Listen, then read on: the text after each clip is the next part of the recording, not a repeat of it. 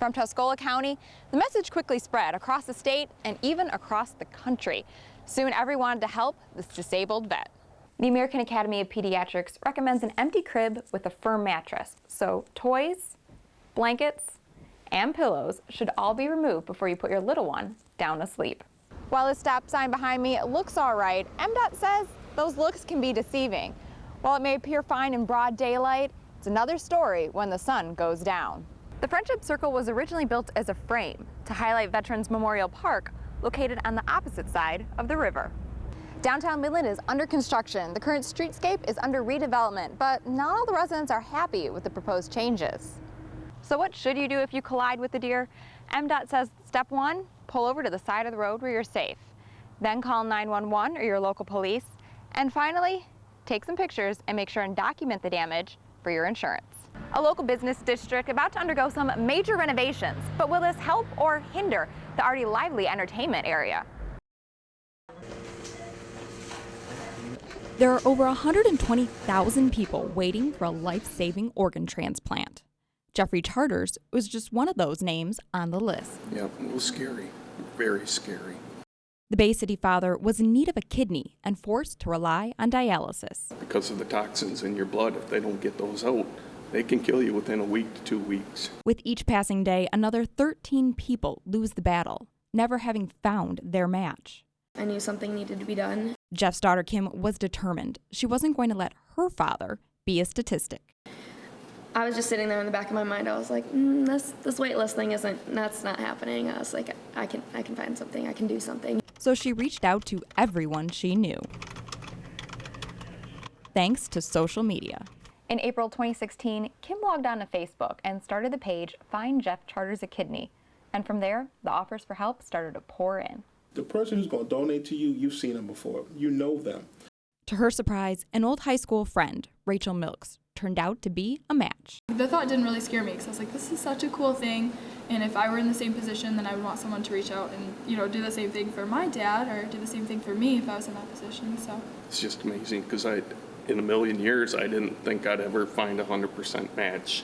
Having learned the good news while she was on vacation, Kim waited until coming home to surprise her dad with the life-saving news. Hey Dad, I know that you have been feeling worse each day, and I wish that I could take the pain away. Although we know that I personally can, I really want you to get a transplant. I'm sorry I'm done being a whiner and moaner. Dad, I found you a kidney donor. I found you a kidney match. Her name's Rachel. You're getting a kidney. When? Are you serious? Who is it? Rachel. Me and my wife just hugged and we were crying. We hugged Kim and we were all crying in the airport. It was just an incredible moment. Most people have to wait years to find their match. Thanks to his daughter and a little help from social media, Jeff was receiving his transplant a mere 4 months after the plea was posted online. So it's a significant change in his life. His donor has helped him tremendously. You generally live a longer life than people who stay on dialysis. Got a grandson in Ohio. I'm looking forward to going and seeing again and spending time with my family and just enjoying life now. And as for the woman who saved his life, I'd give her the world if I could. There's enough thank yous and hugs in the world for Rachel. She's an incredible person. They don't make many like her. it really wasn't as bad as, I guess, what people initially think it, is going to be. If I had more organs to donate, I probably would now that I've gone through it one more time. And if you'd like to become a living donor for someone on the wait list, you don't have to check your Facebook account. Simply log on to the National Registry at kidneyregistry.org. In Bay City, Sarah Jaeger, TV5. I have no idea why they would do this. I really don't. The only thing I can think of is somebody needed it more than I did. Lloyd Jobson is heartbroken. The avid hunter returned to the woods this past week and was shocked by what he saw, or rather, didn't see. Got out to my spot and everything was just gone. His blind, 2 chairs, and tripod were missing. I was so mad I wanted to cry. It's state land that we've hunted since I was a little kid, so never had no problems back in the day. So this disabled veteran, who served 4 tours of duty, left a note for the would-be thief. It's vandalism, it's theft, So something has to be done. I put these signs out, didn't think anybody was gonna really read them, and now it's come to this. Fellow hunters approached Lloyd, reporting they've also had gear stolen. From Tuscola County, the message quickly spread across the state and even across the country. Soon everyone wanted to help this disabled vet. The post in less than 24 hours has been shared over 2,000 times. It's unbelievable how many people have come forward. And for those still looking to make a donation, I don't need anything.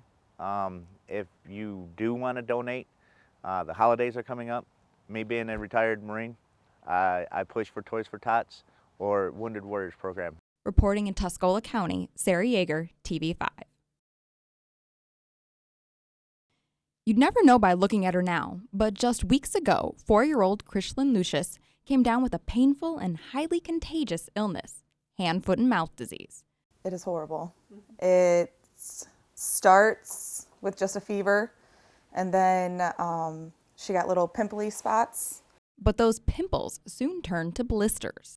The blisters actually are more than just on the face. They're actual blisters on her hands, up her arms, on the bottoms of her feet, on her toes, everywhere. The painful rashes can be quite irritating and highly contagious. Itchy? Did they hurt? Yeah. To make sure the sores could heal, Krishlyn had to stay home from school for almost a week. In her classroom, there were about another 4 students out with the same thing.